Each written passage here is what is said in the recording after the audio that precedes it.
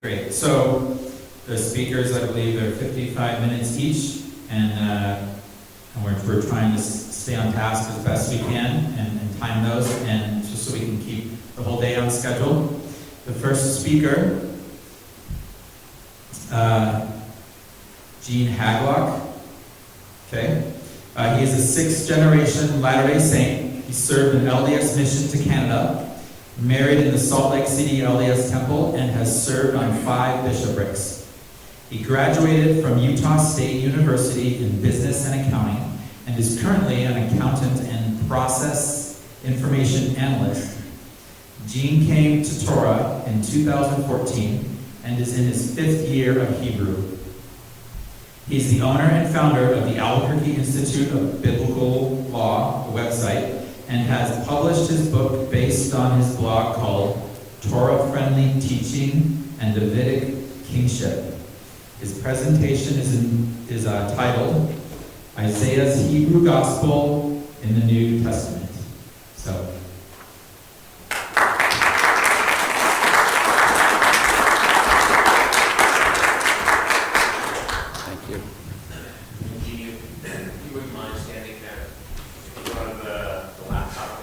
Oh, okay, all right. We're going to record it with the laptop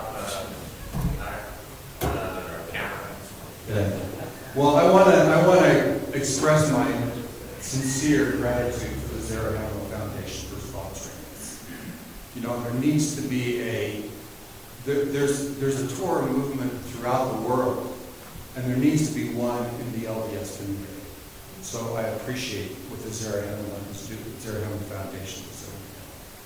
And also I want to say Shavuot Sameach to all of you.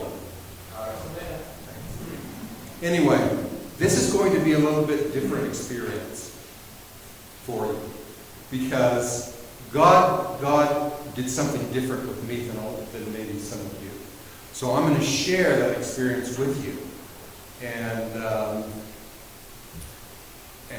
hopefully it will bring some enlightenment to you. I left the faith system of my fathers.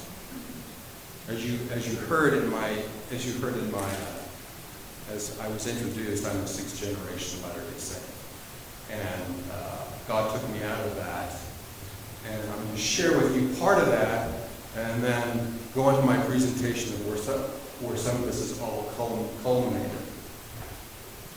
I know people are going to say, "Oh, he's so Jewish," but I'll explain everything, and maybe you'll see the enlightenment in that. But the first thing I'm doing is I'm wearing a tallit, and the primary reason for the tallit is for the zitziot, which is a Torah command. Zitziot is a Torah command. These zitziot don't have a blue thread, but I am wearing on my belt one with a blue thread.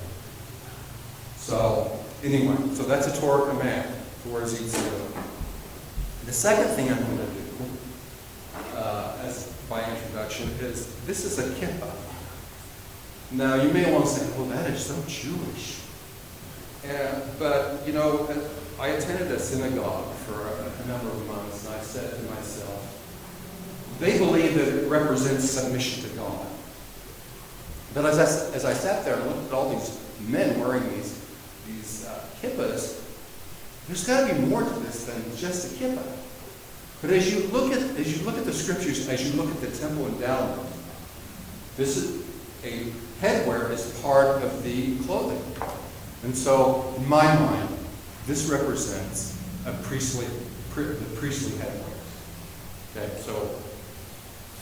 The second thing I want to share with you is that this was a custom-made kippah. There are 3 symbols on it. And these symbols, amazingly, this combination of symbols came out of an old Jewish Bible. Anyway, let me explain to you the symbols that are on this kippah. The one in the center is the Star of David. The Star of David here, in my mind, represents the perfect law of God. Okay, that's the symbol in the middle. The next symbol we see is 2 offset squares. Some think that this is the seal of Melchizedek, which I'll go ahead and use it as the seal of Melchizedek. And what that represents is perfection and proxy salvation. Okay, so that's the second symbol. The third symbol we see here in this kippah is a circle. And it represents that all truth and pure knowledge can be circumscribed within the gospel of the Messiah. So that is the three symbols that I have in my kippah, and I'm going to put on now.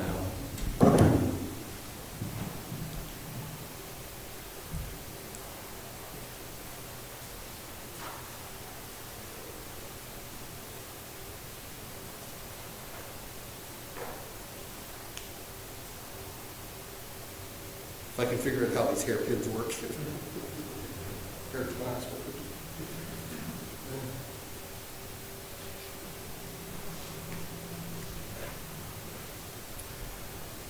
Okay, the next thing I want to say to you is that what really began my whole journey when I started to become a self-aware person is I got exposed to two books. In 1996, I was exposed to a book by Cleon Skousen called The Majesty of God's Law. How many people have seen or read that book? Anyway, that is his primary thesis there is that there's going to be an end-time restoration of the law, or the code that God gave to Israel. So that was the first book that influenced my thinking. The second book that influenced my thinking, and I was introduced by Abraham Gileadi in 2000 and purchased his book, Isaiah to Code. That was a second book that influenced my thinking. And I really like that book because it structures it provides a framework. It provides a framework to understanding the gospel. And we'll get into that in my presentation. Oh, can you hear me? Yeah. I'm sorry, I'm not using this. Okay, and to further solidify that idea of Isaiah is that when I came to Torah, I got circumcised and selected a Hebrew name because names represent a change of status, represent status. And so I looked back in my ancestry to find a Hebrew name to adopt. And as I did that, I found out that I'm named after my great-grandfather and my father. And they both share a Hebrew name. And that Hebrew name is Isaiah. So that was so I adopted Isaiah as my Hebrew name. And then as things came along, I'm now blogging on the Book of Mormon. And there's actually a command in there from Yeshua, Jesus, to study the words of Isaiah. So all these things in my life have led me down to the pathway to study Isaiah. And it's become the foundation of the journey that I've taken, along with the Torah. So without further ado, I'll begin.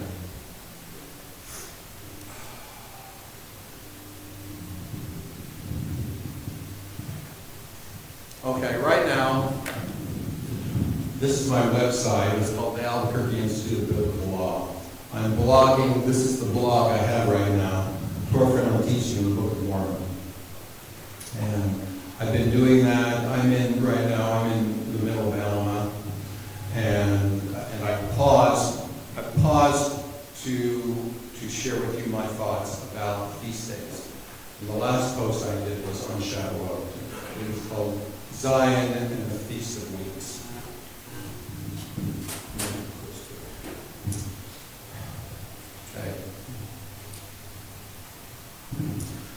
Okay. Paul said to the Hebrews in 13:8 that Yeshua is the same yesterday, today, and forever. So if Yeshua is the same God throughout time and eternity, How can we have three religions who profess their own version of the same God? We have the Jews or Israelites. We have the Jews or the Israelites who believe the God that issued the law through the Torah. Then we have Christians who believe that God is about grace and divorced itself from the Torah.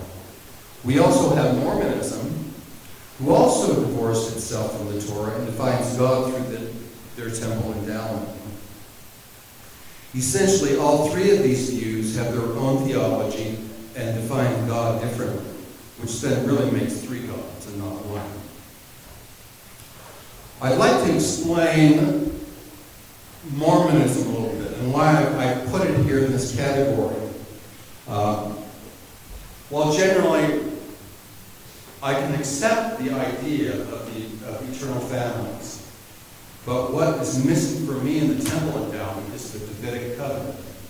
You see the Davidic covenant in the Old Testament, you see the Davidic covenant in the New Testament, and you see the Davidic covenant in the Book of Mormon.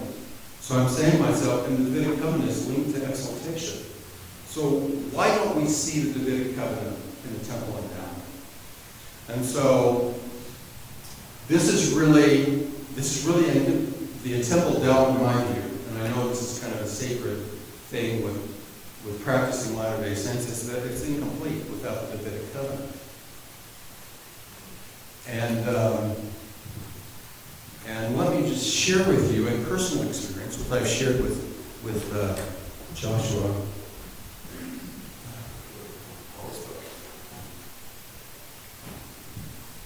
Before the blog on Book of Mormon, I blogged on Davidic kingship.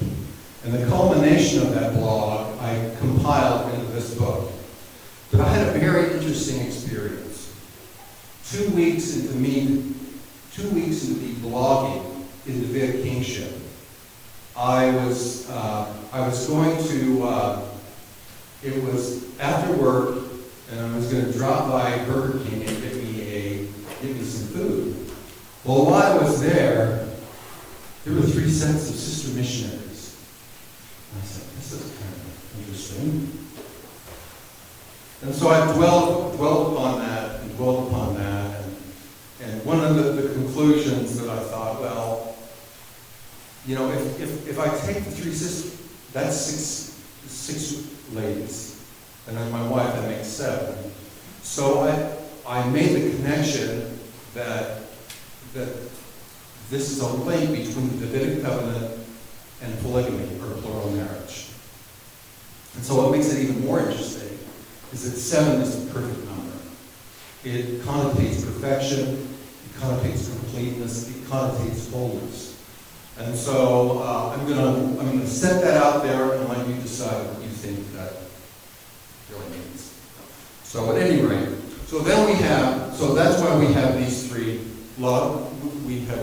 faces to us. But I want to share with you what the gospel, what Isaiah says, and what Dr. Gileadi has extracted from the book of Isaiah, and that God is really a God of ascension. And so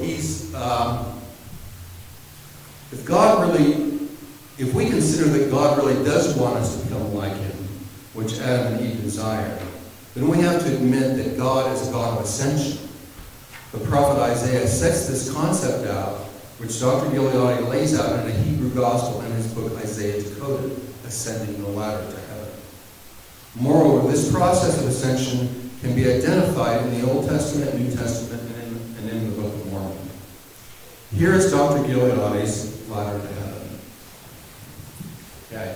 And what he puts forth is that most believers start on this Jacob, I don't know if you can see that red pointer, but he says most believers start here on the Jacob-Israel level. And they can either go up or down the level. So this really played to my desire to structure things, organize things. And so I have used this as a foundation to assemble all the concepts and terminology in the scriptures. So we have Jacob, Israel at the entry level, and then we either go up or we go down. Let me explain some of these. Actually, I'll get into these as we go through my talk. I also want to talk about leadership in the temple in the Old Testament, because this is going to tie into the New Testament. When we look at leadership in the Old Testament, we see that there's this system of captain judges, and we also see 12 tribal leaders, and we see a prophet at the head of Moses, and so that is the basic structure of. And then there's this council of 70. There's this that he has, and we also see much of this same thing in the New Testament. We see this structure of leadership, and we'll discuss that structure when we look at the New Testament. The second thing we see in the tabernacle temple is that we see a model of heaven. I mean, the temple was considered God's dwelling place. It was heaven on earth. And we see in this tabernacle or temple that there are three divisions. We have the outer court, the inner court, or the holy place, and the holy of holies. And we can look at those and look at three heavenly realms. We can see the realm of the Spirit, the realm of the Son, and the realm of the Father. So we begin to develop a pattern. The Torah starts giving us a pattern of what things should relate to when we get down the road. When we look at the temple, when we look at the tabernacle, there's no priesthood outside in the outer court. But then in the inner court, the holy place, we see priesthood, and it's the priests. And then when we get to the Holy of Holies, the only one who was allowed in the Holy of Holies was the high priest. Okay? So we're starting to develop some concepts that will play down the road when we look at other concepts of the temple.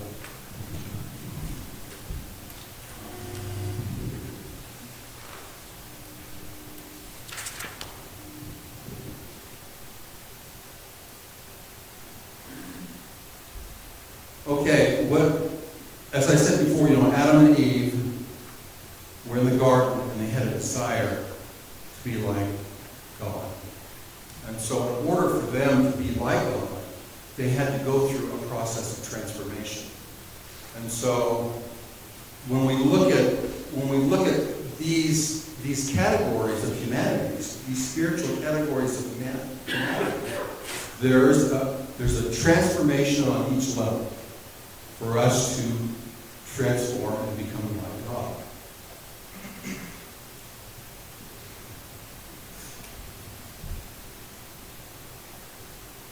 Each of these levels on Isaiah's ladder is associated with a transformation. It is each one of these transformations that culminates in us becoming like God, like Yeshua. These transformations can either be toward God or toward Satan. So let's discuss these transformations for a minute. Oops. So on this level, on the Jacob level, we begin by overcoming universal sin. And this is the level of redemption. Okay? Redemption does not require circumcision. It does not require to live the Torah commands. It does require to live the 7 basic laws of the law. So this is kind of an entry level to sin. Okay? This is referred, the 7 basic laws for all humanity are the Noahide laws.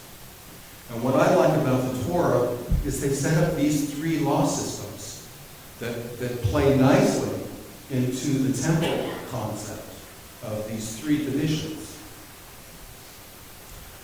And so then as we go up the ladder, the next thing we see the Zion-Jerusalem law, Zion Jerusalem law. And on this level, we overcome personal sin. And where do we find the definition of what sin is? We find it in the Torah. And so that's what, if we don't have the Torah, then we're going to be stalled. We're going to be stalled in our spiritual progression and stay here just being redeemed. Because when we get up here to Zion, Jerusalem, this is the level of sanctification. The level of sanctification is circumcision. It's the Davidic covenant. It's the Sinai covenant. It's the Abrahamic covenant. So that's what this level is here. This is the Torah. This is where we learn about what personal sin is, and we have a chance, we have an opportunity to overcome it. Okay? The next level we have here is the sons and daughters. This is the level where we overcome inherited sin. Now these are those things where there are things that are passed down to generation from generation to generation. You end up inheriting some of these dysfunctions from our forebears, our parents. And so it's on this level that we not only overcome these inherited sins, but it's also a level of perfection. And you can see that we've overcome the three categories of sin here, and that we're on a level of perfection. And so perfection includes developing fullness of knowledge of the gospel. It's to develop 7 traits of Yehovah, which is represented in the menorah. It's to enter the Davidic covenant and become a king of peace. Also, what's embedded in the Davidic covenant is the office of the high priest. So on this level here, I know I'm throwing a lot of ideas at you, but on this level here, this is where you enter the Davidic covenant and you become a Davidic king, which also is also a high priest. And so on this level, generally, we're looking at perfection and crossing salvation, which was represented in the seal of Melchizedek. Okay, and then going up higher on this level, we see that the seraphim, those who obtain God's power, like Moses obtained God's power, they suffer unto death to prove their loyalty, and then they receive God's power. There's always this test of loyalty. Every level that we go up, there's a test of loyalty to see if you're going to continue to obey God and live His law. Okay, and then you can see the God of Israel, which is Jehovah. He dies for the sins of the world. And then the Most High God has the power of the resurrection. Now, one thing I noticed when I was blogging the Book of Mormon, we get to Abinadi, and he calls Yeshua, or Jesus, the Eternal Father. And the reason why Yeshua becomes an Eternal Father is because he obtains the power of the resurrection. We are resurrected too. Okay? And then as we go down this level, we got Babylon, we succumb to the natural man, and I added these two because I just felt there needed to be more delineation in Dr. Gilead's presentation. So Sodom and Gomorrah is that which is unnatural, Mahon, murders for gain, and perdition. I don't know if you can see this, rejects the Father and the Son. So that is the model that Gilead has constructed and provides a framework that we can take all these concepts and we can assemble them into a framework to understand, to come to a fuller understanding of what the gospel is.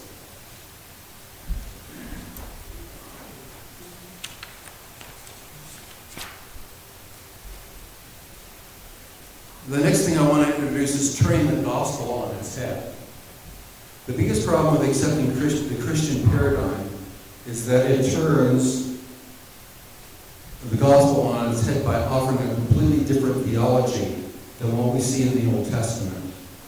The Jews or Israelites had been worshiping a God under God's law, or the Torah, for over a millennium. And now Christianity is saying that all is going to be scrapped for something else. It really makes reason to stare. It doesn't make sense. That now the God of Israel now is going to scrap all that he gave Israel and introduce something completely different. I mean, if I was a Jew, if I was an Israelite, I'm sorry, I would end up rejecting it.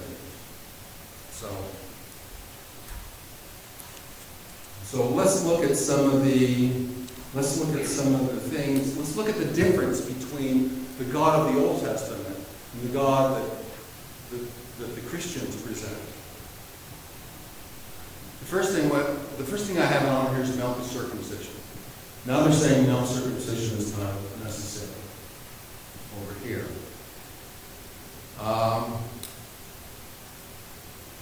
But as we understand, as we gain a fuller understanding of the gospel, we can see, if we take salvation and divide it up into three segments: redemption, sanctification, and exaltation. Okay, and so what we see is that the apostle saying you don't need circumcision for salvation. What they really should be saying is that you don't need circumcision for redemption. But what you do need is you do need circumcision for sanctification. Be God's set apart people. Another thing that we see here is that the Israelites had a 7th day at Sabbath. Well, now it's the first day Sabbath.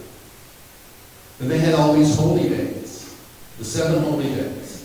And what we find in the 7 holy days is really a sequence, a progression of developing a relationship with Yehovah, is what we see in these feast days. These 7 feast days. We see spring feast with Passover, it's initiating a relationship.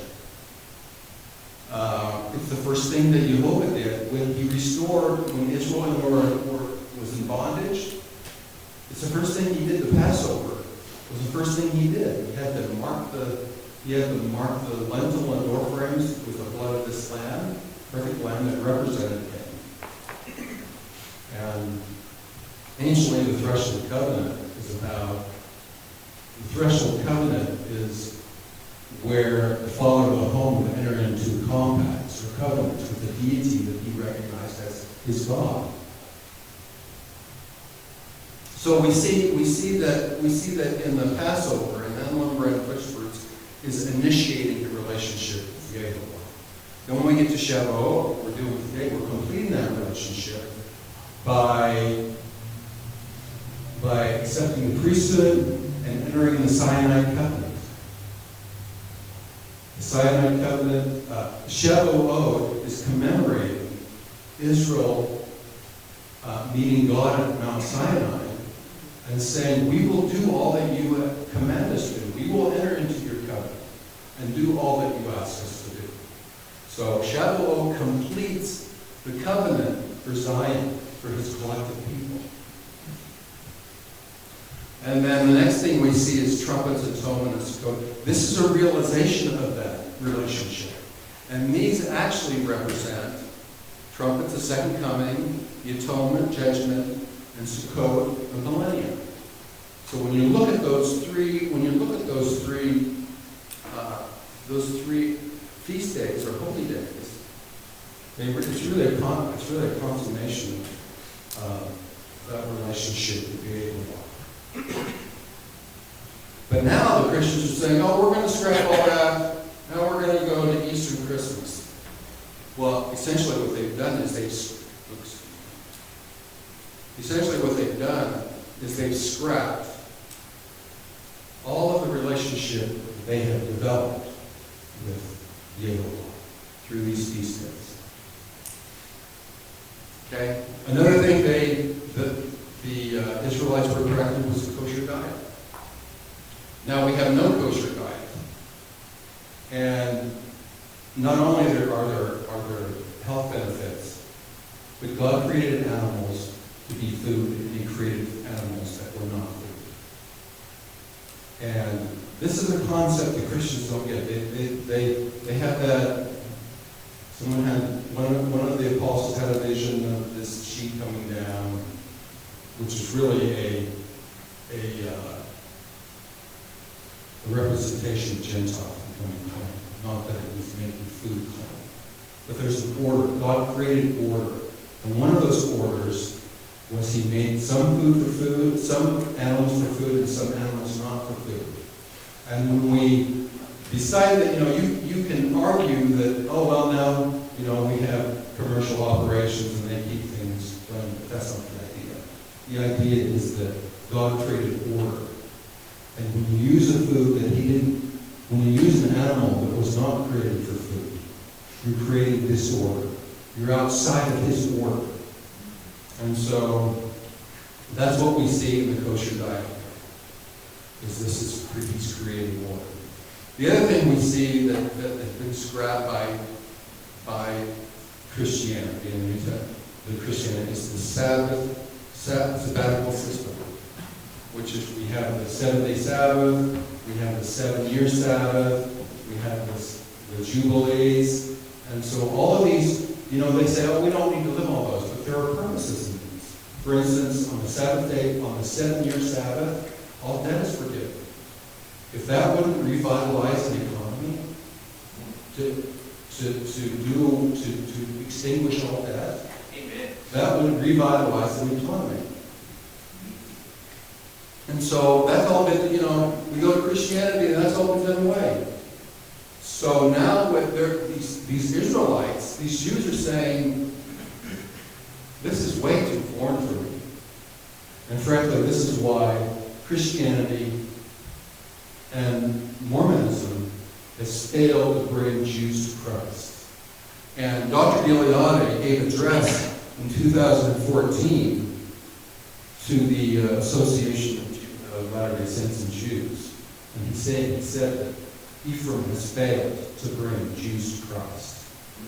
And why is that? Because this is so foreign to them. It's so foreign. So it was mentioned yesterday, how are we going to get this together? How are we going to get Christians and real Israelites together? And what it is that Israelites have got to accept Messiah, and Christianity is going to have to accept the Lord. Okay? We're going to have a coming together. And that's going to come together with the end time service.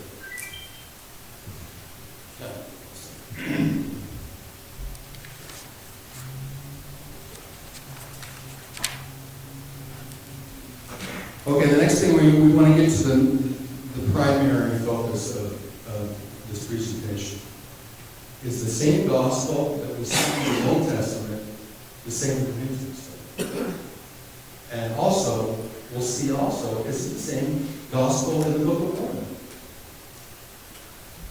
If we revisit the Hebrews 13a, where it says that God is the same yesterday, today, and forever, we have to conclude the gospel must be the same in all of the major works of the Scriptures. We have already seen how the gospel looks like in the Old Testament with Isaiah. But how does it look in the New Testament? Though the New Testament uses different terms, it is still the same gospel. You should ask that. So it's still the same gospel. Okay, so now you can see that these columns here, we've already addressed those, talked about. Now let's go over here to the New Testament. These are the terms in the New Testament that relate to those terms in the Old Testament. So when we start here on the Jacob level, the word here is believers. He that believeth in me, that's all through the New Testament. Then when we get here to Zion, and the term in the New Testament is pure in heart. We get sons and daughters, these are the elect. We get to seraphim, we get to joint heirs. We get to the God of Israel, we have the Son of God. We get to the Most High God, we have the Father in heaven. So, and when I was basically in a Christian faith system, I guess we just thought we were all three of these. We thought we were all three of these. But why would we have something different. So there's it's differentiated. These terms have their own meaning, they have their own definition. When we get down here, we see a lot of the same terms when we get down into this area of wickedness.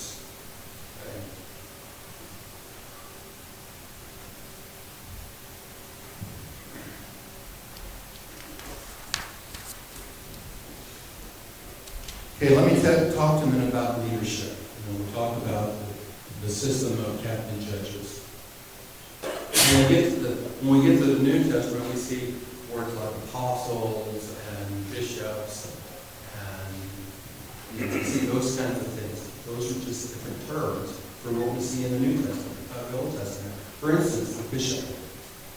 In the Old Testament, he's the captain of over 100. He's the captain of over 100 families. In Mormonism, we see the state president. Or we relate that to the captains of 1,000. When we see the 12 tribal leaders, we have the 12 apostles. So all of these ideas, concepts that we see in the Old Testament, we see in the New, but they have different terms.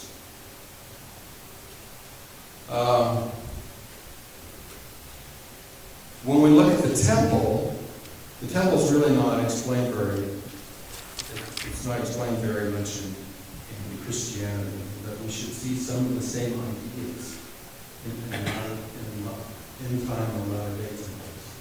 These three divisions, we see priesthood in but let's talk a minute about these temples. They have a number of rooms. They have the creation room, the garden room, the world room, the terrestrial room, and the celestial room. So if we take Israel's tabernacle, we can associate the world room with the outer court. Okay? We can associate the terrestrial room with the inner court of the holy place. We can associate the celestial room with the holy of holies. And these patterns, they're consistent throughout the scriptures. And so it would behoove us to understand really what went on in the tabernacle. For instance, one thing that really puzzles me is the menorah. Oh my gosh, that is such a sacred piece of furniture. It represents the perfection of Yahweh, his 7 divine attributes. Isaiah calls them the Spirit, his spirits. I don't know, spirit of counsel, the spirit of there's 7 spirits. So, and that represents his presence and his perfection. We should see that in the latter day or end time temple in the Lord. And so we can start looking at some of these things in the tabernacle in Israel and what his patterns for the future.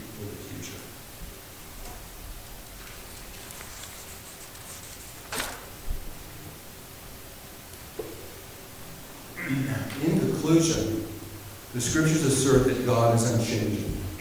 God must be unchanging because how can we rely on God that changes his mind? The scriptures are consistent in presenting a unified theology, even though terms may be different, but the underlying theology remains static across all of God's written work, including the Book of Mormon. We see the same principles and gospel presented in the Book of Mormon. So how can we expect anything different in a faith system today? We need to use these. We need to use these patterns that establishes God's gospel and his word. And so I'm going to end. That's where I'm going to end. Thank you. And I say these things in the name of the Lord.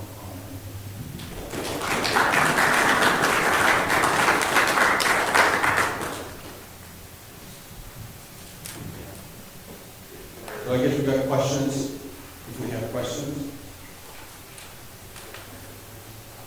We want to gather written questions, and that way we can read them to the recording and have them on record. It's easier for the listeners.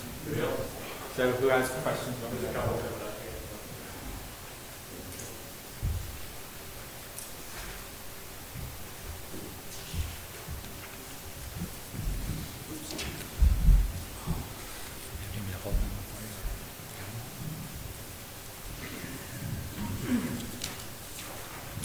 What do you mean by universal sin? Good question. Universal sin is the sin of Adam and Eve. Yeshua reversed the sin of Adam and Eve. Okay? That's what the sin of Adam, the universal sin is. Okay?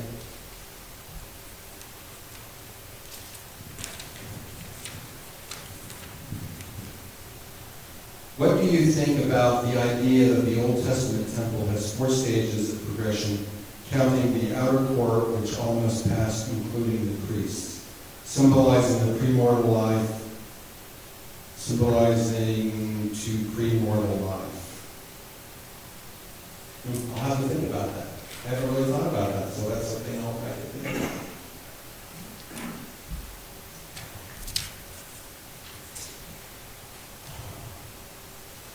Okay, do you think the Melchizedek priesthood can replace the Aaronic priesthood? Okay, the Aaronic priesthood is only for descendants of Levi. Aaron. What we do see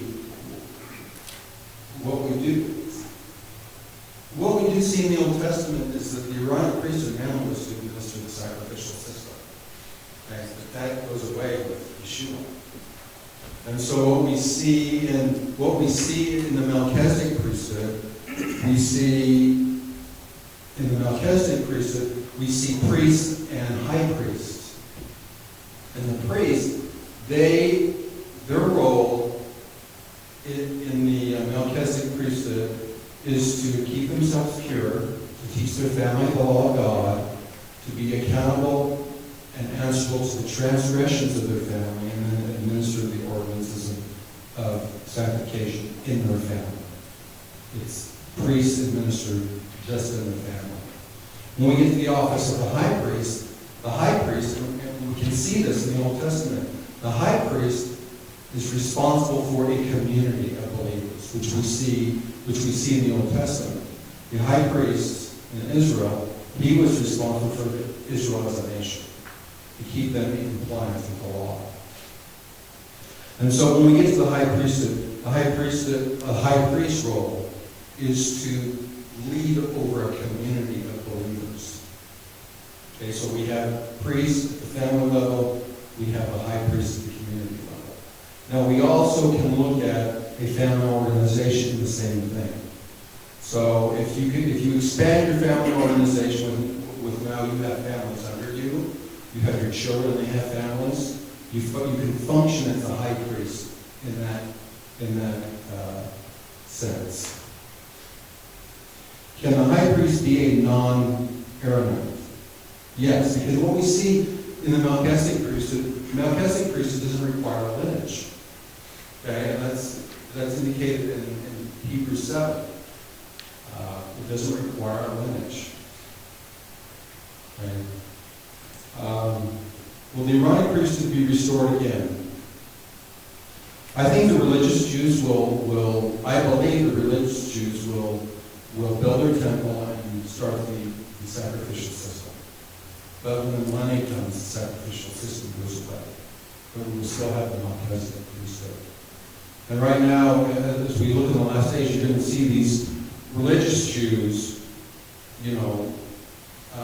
initiate and administer the sacrificial system. But there's going to be a believer, Messianic believers, that will obtain priesthood through the Melchizedek. And the Melchizedek priesthood is obtained by an oath, primarily obtained by an oath, which we see in Hebrews 7.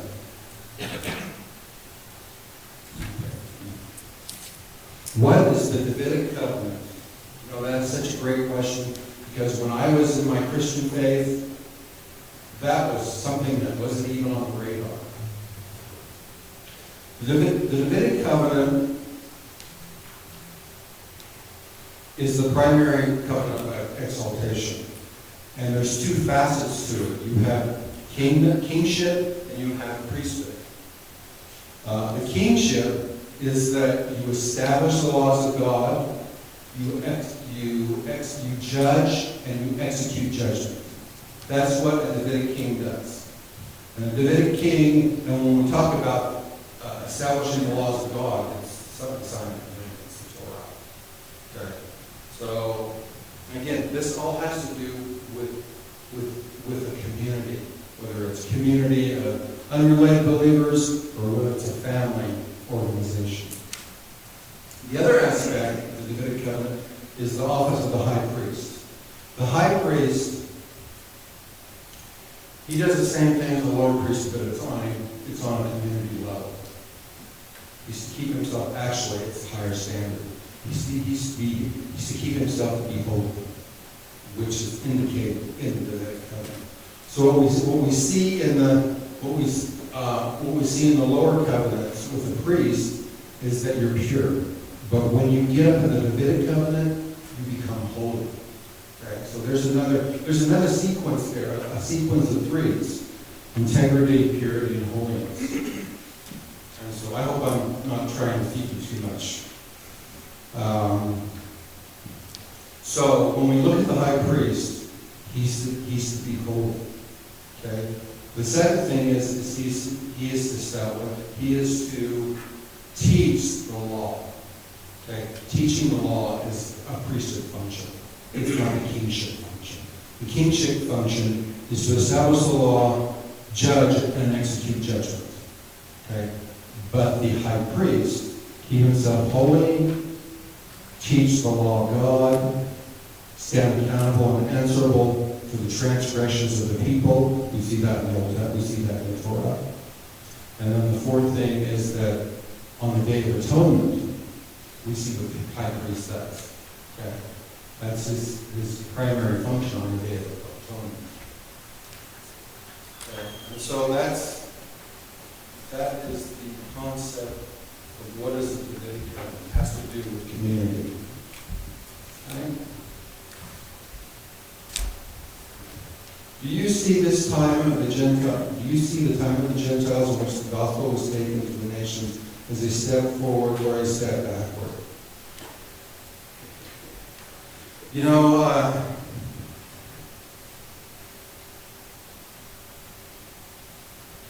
one of the primary themes that we see in the Book of Mormon is God remembering His covenant with Abraham. He's going to gather Israel the second time. And like Gentiles are going to be part of that gathering. That gathering is going to include the calling, the setting apart, the calling of the 144,000 who will go out and gather the remnant of Israel, the righteous remnant of Israel worldwide. And so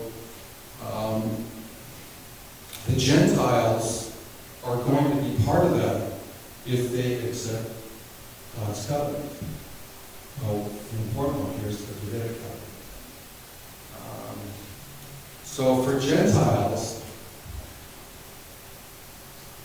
there's this, these 144,000 are going to be the seed of Messiah. And you're either a seed by either being a literal seed or through adoption. And so Gentiles, even though they may not be literal Israelites, ethnic Israelites, they can become the seed of Christ through adoption. And it's by entering into these covenants. And again, the Davidic covenant, to be the seed and to participate in the gathering of Israel. I hope I'm answering these questions to your satisfaction. If not, we'll Okay, you'll come find me in. Is this information in your book? Do you know what the thing is that, yes, a lot of the foundational stuff is in this book. But you know what? It continues to grow. It's like a skip up. You know, your knowledge continues to expand. And that's one thing I found frustrating in my previous faith system. My knowledge was not expanded. I was on a plateau, I was stalled. But as soon as I accepted Torah, I saw these three law systems, my knowledge started to expand.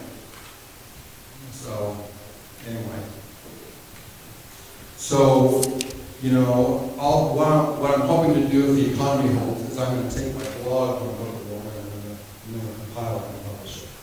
So, anyway, it's a good start. It's a good start to understand that. If Mormons added Doctrines 89, Word of Wisdom to kosher diet laws, would that be a step up in your opinion? I can accept that as long as you live, as a kosher diet was part of that. But what has happened? You know, what does the Word of Wisdom say? Grains,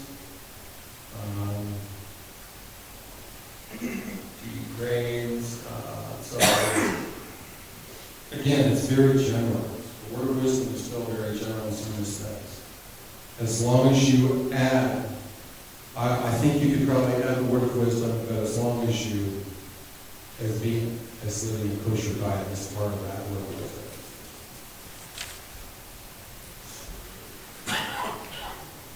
Did Adam and Eve sacrifice on a Melchizedek level or on an Aaronic level? Okay, what we see in Genesis is that we have limited ordinances of sacrifice. The thing is, you know, these patriarchs, they were righteous men, they were living the law. And they had a knowledge of the Messiah. So they did not have the whole daily sacrificial system. But they still had some limited sacrifice that had to do with thanking God, recognizing Yeshua's sacrifice. So on a limited level, it was under the Melchizedek priesthood. But when we get the Aaronic priesthood with Israel, it turns into this daily burdensome, because Israel sinned with the golden calf. Fathers were denied the priesthood, and it was given to the Levites because of their righteous zealousness. So there is some limited sacrificing with the Melchizedek priesthood.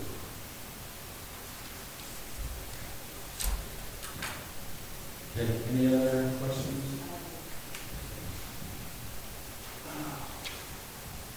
What materials do you use to study Hebrew? I started with Gilead's book, Isaiah. That would be a good place to start. Get that book. Because you know what? Yeshua commanded us in the Book of Mormon to read Isaiah.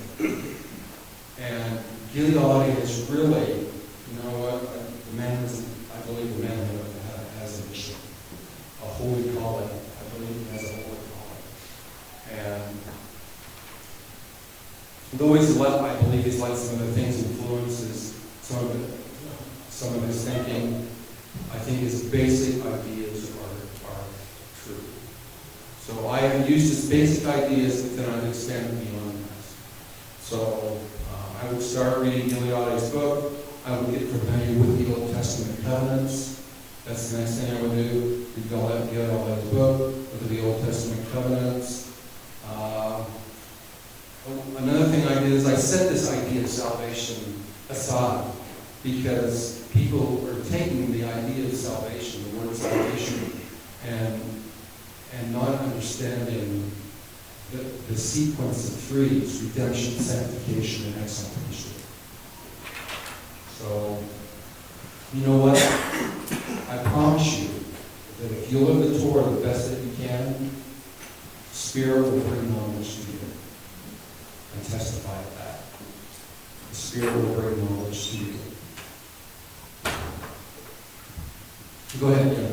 I was just going to say, I don't know if everybody's aware, but Abraham has written a booklet that's about this big, it's a quick read, called The Kings and the Queens of the Gentiles. And in his own expression to me, this is his culminating work that he wants everybody to read. Oh, is that right? Kings and Queens of the Gentiles? Yeah, I have that. Yeah, I have that book.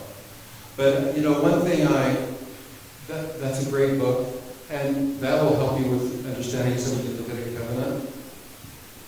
And he really goes into a lot of discussion about the Davidic covenant. So that might be a good read too, some of his words on the Davidic covenant. Is there a relationship between the Abrahamic covenant and the Davidic covenant?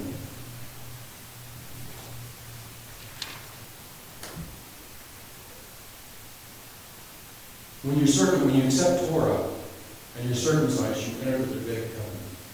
And I think whatever blessings that are attached to that will carry with you into exaltation. So if you're going to have endless posterity, you'll have endless posterity. The Davidic covenant is separate. It's a covenant of kingship. It's a covenant of leadership. It's a covenant of proxy salvation, perfection. So the Abrahamic covenant is about becoming his chosen people initially, but then on higher levels of the Davidic, you already entered the Davidic covenant when you're circumcised. And on the first level of Torah, you become his chosen people. That's the Abrahamic. But on higher levels of the Abrahamic covenant, you can have endless posterity. And then again, I've already talked about the Davidic covenant. It's about leadership, about proxy salvation, which Yeshua was our example of perfection and proxy salvation. And he said we need to become like him. We need to become the full stature of Christ. And that's another term that I never heard in my previous faith system. What is the full stature of Christ? Well, it's perfection and proxy salvation. We need to perfect our life so that we can be a sinless offering, just like Israel had with the lamb, the unblemished lamb. We need to become a sinless offering. So what study materials? Yeah. Read Isaiah Decoded. Learn Torah. Understand the covenants. And, there's some other keys there. There's the key of perfection, the rule of 7. There's this rule of 7. Completion, when you have 7 of something, that's when you know you've got everything you should have. There's 7 of them. There's 7 covenants of Jehovah. So there's supposed to be 7 covenants. Well, I have this one, and that one. Which ones am I missing? So do some more research. Dig into the scriptures. Look at patterns. So we know there's 7 covenants. That's the covenants of perfection and completion and fullness. Then there's also the theme of 3s. We see this in the Spirit, Son, and the Father. We see it in the tabernacle, the outer court, inner court, and the Holy of Holies. So start assembling also some concepts in this theme of 3s. Redemption, sanctification, exaltation. So look at some of those rules and some of those helps. Learn the learning of the Jews, do rhetorical analysis. Here's this word. What is it? How is it used in other places? How is it used in other places? Anyway, so those are some of the keys to the development of fullness of knowledge. So, okay, anything else? Okay, well, thank you for the opportunity to speak.